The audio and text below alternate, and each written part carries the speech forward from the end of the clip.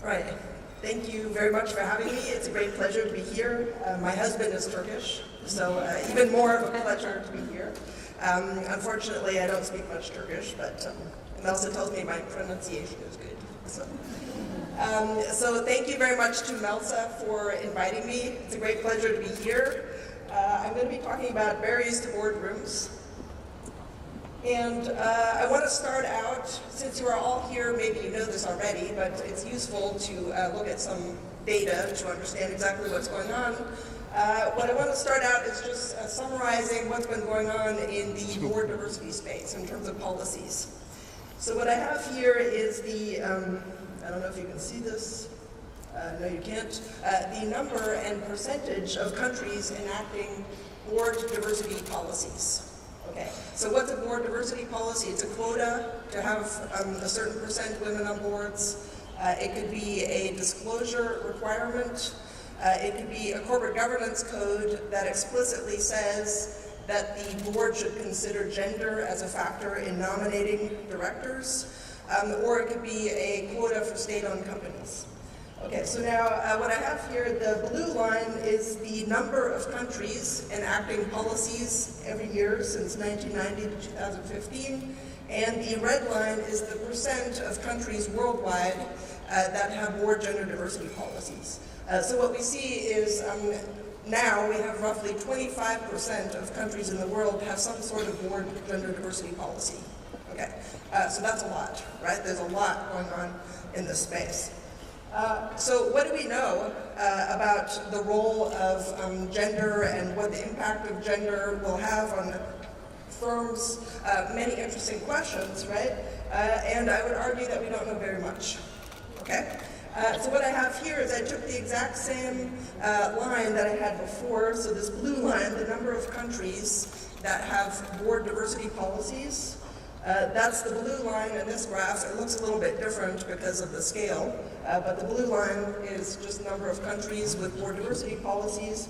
And the red line down there is the number of papers, academic papers, published on the topic of board diversity in reasonably good journals.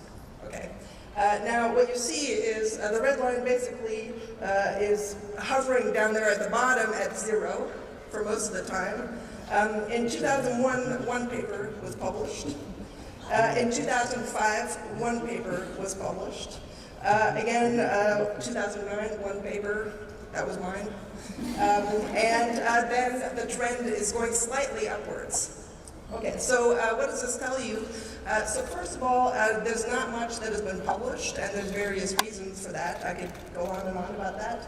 But also, the policies are being implemented without a lot of research being done, right? And so if you're worried about informed policy making, this should worry you, right? So, so research informs policy. A lot of policy is happening that is not based on research. So we need more research, right? That's one reason why I think initiatives like this are so important for universities and business to come together. Okay, so I'm going to tell you today about two new findings that come from very simple research, but I think it's important research. The first finding is that women's representation on boards is much lower than people think. Okay, now you might have expected me to say it's much higher than people think. No, it's actually much lower than people think. Okay? And second, women's representation varies widely across countries. And I'll explain why I think that's important in a second. Okay, so the first question, the first point, women's representation is lower than many people think. Well, I just showed you that slide with all these policies. All of these policies are motivated by the observation that few women sit on boards. Now I'm telling you that the problem is much worse.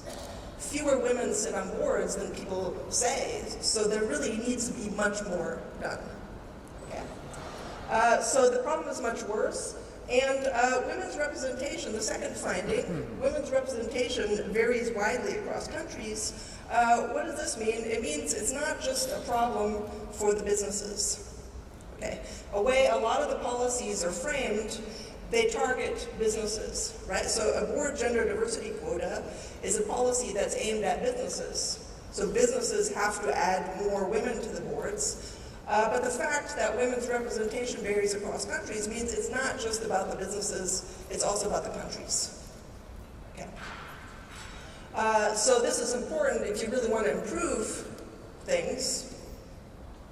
Businesses have to work together with policymakers in order to make real progress. Okay, so the first fact, women's boardroom representation is lower than many people think. So there are many surveys of board diversity. One thing that they all have in common is they all focus on large firms.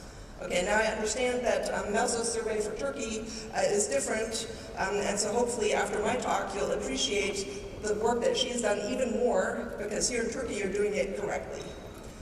But it's important to understand that in other countries they may not be doing it correctly when you want to compare yourselves. Okay. So focusing on large firms can be problematic, as I'll illustrate in a second. Another thing that all of these surveys do is they all measure the proportion of women on the board at the firm level, and then they average this. And this can also be problematic, as I'll highlight. Okay, so what I'm going to do is I'm going to take some standard surveys of women on boards, and I'm going to benchmark it to some of my own data. So we have data on 24 OECD countries, and from 2001 to 2016. And what we do is, when we collect our data, we make sure that we basically cover the population of firms. So it's representative of the entire population, big firms and small firms. Okay.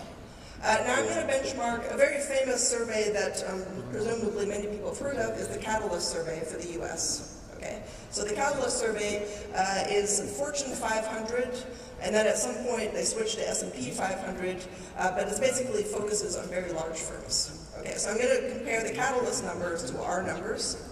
And then also there's a database that is provides the input to the European Union's discussion on board diversity quotas, whether they should implement quotas across the EU, whether they should have targets. And so they have a database, so I'm going to benchmark our data against the European Union's database. And just for the heck of it, if I have time, I may also benchmark against Credit Suisse survey of women on boards. Okay, so here is our bench. We compare our numbers to the Catalyst numbers. Okay, so the blue line here are the Catalyst numbers. It's average proportion of women on boards in Fortune 500 companies from, basically 2001 to 2015. Okay, our numbers are the red numbers. Okay, so basically Catalyst would say there's roughly 20% women on boards in the US. We say there's maybe 12% women on boards in the US. Okay, so basically roughly a 10% difference throughout the years. 10%, if you're talking diversity, is a big number. Okay, so the Catalyst numbers, everyone looks at Catalyst and says, oh my God, there's no women on boards. If you look at our numbers, you should be, oh my God, there's no women on boards, right? So, I mean, the Catalyst numbers are overstating women's representation. And I'll explain why in a second. Okay, so here, let's benchmark against the EU. So the blue line here are the numbers for the EU. Looks great, right? Dramatic increase in the representation of women in the EU. The green line are our numbers. Okay, so not only are the numbers for us lower than for the EU, also the growth rate is lower. You can see that the trend line is lower. Here's just taking the EU database for one country, the UK. So the blue line, those are the EU numbers. Don't ask me why it's all jagged, but it comes straight from their data set, right? That should also worry you. Looks a bit weird, right? And the red lines are ours. Okay. So according to the EU data, there's over 25% women on boards in the UK. In our data, it's about 12%, right? Again, a dramatic difference. And also, you see the growth rate is different. Here's Japan. So Japan has really poor, if you ever want to make yourself feel better, you can compare yourself to Japan, right? Because diversity is very low in Japan. So the red line there is the Credit Suisse percent women on boards, and the blue line is our numbers. So in Japan, the top there is 3.5%. peaks out at 3.5%, and even at such a low number, we get a lower number. Okay, now what explains these differences, right? So who's right and who's wrong? So this just illustrates one important reason why our numbers are different. At the bottom there, we plot the number of firms that the diversity numbers are calculated for the European Union database. Okay. And basically, you can see there that from roughly 2006 onwards, they used 500 firms across the entire EU to calculate diversity. And these are the largest firms in the EU. Okay. Now up there, the blue line, that's the number of firms that we use in our sample to calculate diversity. So we're talking like, roughly 3,000 firms that we're looking at. Okay. So this makes a big difference. And what's the key difference here? It's small versus big firms. Okay. So just to make the point, so the Catalyst survey, they look at the 500 largest firms in the US. It's Fortune 500. That's the definition of a Fortune 500 firm. So our numbers are calculated for between 1,700 and 4,500 firms, right? So it's a very different sample. The EU has at most 50 of the largest firms in each country, so on average about 500 firms in the whole EU. Our sample, we have about 1,700 firms for the UK alone. Okay. Credit Suisse, they only have 3,400 companies globally. We have much more. Okay. Now, what explains why the numbers are so different? Women are much more likely to sit on the boards of large firms. Okay. So if you only look at the large firms, you're misrepresenting women's representation. Okay. Now, you may say, well, we only care about the large firms. Then you have to make the argument, right? Okay, so that's basically fact number one. Women are, basically, the representation of women is overstated if you only look at the large firms. And the second point I want to make is women's representation may be misrepresented because we always look at the percent of women on the board at the firm level. Okay, so let me illustrate why this can be a misleading measure. The analogy that you should be thinking of when we talk about labor force participation for a country, what we do is we say, well, how many people are in the population and what proportion of the population works, okay? And so you don't double count individuals, right? You don't say, oh, this person has 5 jobs and this person has 4 jobs. No, you just say, here are how many people are in the country and this is the fraction of the people that work, okay? We could do the same thing for directors. We could say, well, how many unique directors are there in a country, and what proportion of those directors are female? Okay, so for the sake of it, let's think about this measure, which by analogy to labor force participation, we can call director participation. Okay, so here's a generic census of women on boards. Okay, so there's 2 boards, this board and that board. Wiggling, but you don't see it, so anyhow. There's 4 men and 1 woman on this board, so diversity, the way people calculate it, you just take 1 divided by 5. It's 0.2. Okay. Now the second board, there's 3 men, 1 woman, so diversity is just the number of women divided by board size, 0.25. Okay. Now in a census, what do? You calculate for each firm and then you average it. So here you say 0.2 plus 0.25 divided by 2, and average diversity is 0.225. Okay, very simple.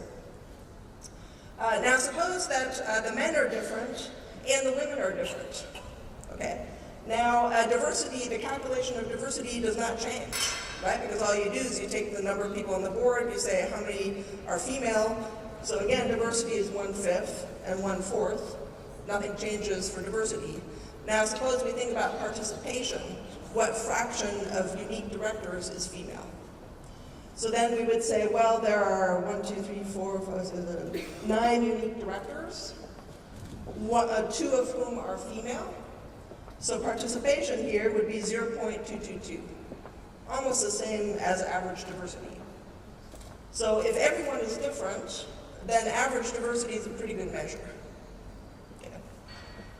Now suppose the men are all different, but the woman is the same on these two boards. Well, again, nothing changes with the standard diversity measure, right? It's still 1/5, 1/4. But now let's think about participation. So now you have 8 unique directors, because the woman sits on 2 boards, right? So participation is 1 divided by 8, so 1 unique director divided by 8 unique directors. It's 0.125. It's roughly half of what average diversity is. Okay. So as soon as you don't count unique directors, then standard census measures of diversity may overstate women's representation. Okay. So the representation of women is worse than people say it is. Now I get to my second point, that women's representation varies widely across countries. So what I've plotted here is director participation for our sample of countries. We have various countries across the OECD. At the top of these lines is always the number of countries entering our sample. So data gets better and better over time. So in the recent years, we have much better coverage, but in the early years, we didn't have so many countries. Basically, the top of the line tells you the maximum director participation, so fraction of the directors, of unique directors that are female. And the bottom of the line tells you the minimum across a sample of countries. Okay. So the fact that these lines are very spread out tells you that there's a lot of variation across countries. Okay. It's not like every country has the same fraction of women on boards, even if their diversity numbers look similar. And average director participation is about 15% in 2016. So on average across OECD countries in our sample, 16% of directors are female. Okay. But there's a lot of variation. Okay, so what does this mean? It means country level factors must be important in explaining women's representation. That's the only explanation, because there's a lot of variation across countries. Okay, now what are the obvious candidates? Well, first, female labor force participation. And what about board policies? Like, is the biggest explanation for the variation the fact that Norway has a gender quota and other countries don't? So, this is sort of important. Like, maybe everything is explained by policies.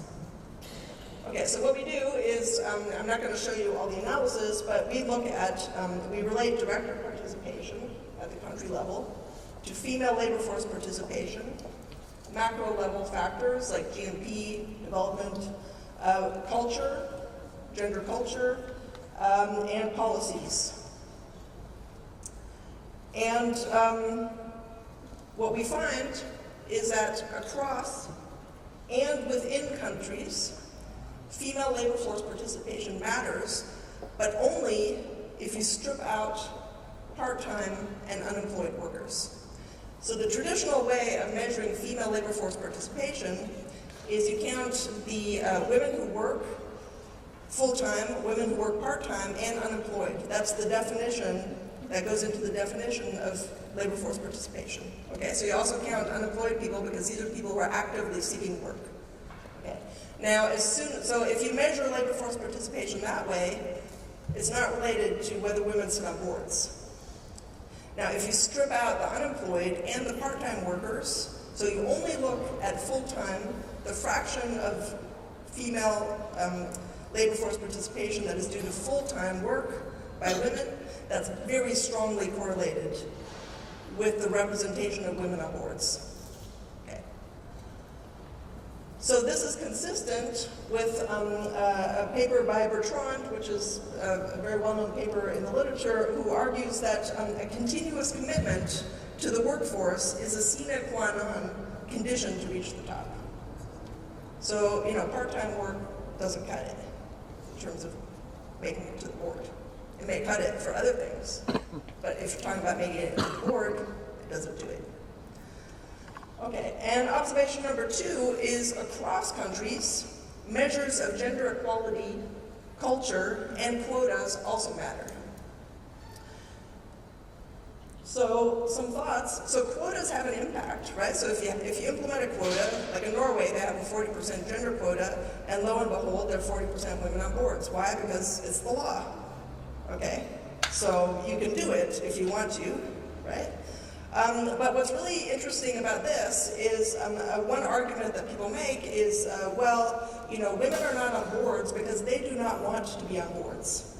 Because, you know, and then the standard stories are, well, women are risk averse, women shy away from competition, and women can't negotiate. Okay, so those are the stories. But the fact that if you implement a quota, you actually find the women who will sit on the boards means that these stories do not hold water. Okay, so preferences, female preferences, are not that important for explaining why women don't sit on boards. Okay, but another interesting observation, so policies matter. If you implement a law that you have to have 40% women, well then they're 40% women, right? But they are not the main explanatory factor. So other country level characteristics are very important. So labor force participation, for example, is not subsumed by quotas. So both labor force participation, full-time labor force participation, and board policies matter. Okay, so some tentative policy implications. So if you want to achieve greater diversity in corporate leadership, first you've got to measure what you're talking about, right? There's no way you can measure growth in diversity if you're not measuring it properly. So there needs to be better measurement, and that's why, you know, initiatives like through Sabancı University are so important. And there also needs to be more clarity around the policy objective. So do we only care about large firms? A lot of policies only target large firms. Why do we only target large firms? It's not obvious, right? What's the impact of targeting large firms? Are they going to take the women away from the small firms? There's many interesting questions there. Do we actually care as a society that every firm has a woman? Or do we care that more women are directors?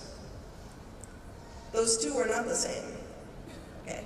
So you have to understand what are you trying to achieve in order to design the policy that will, of course, achieve that goal.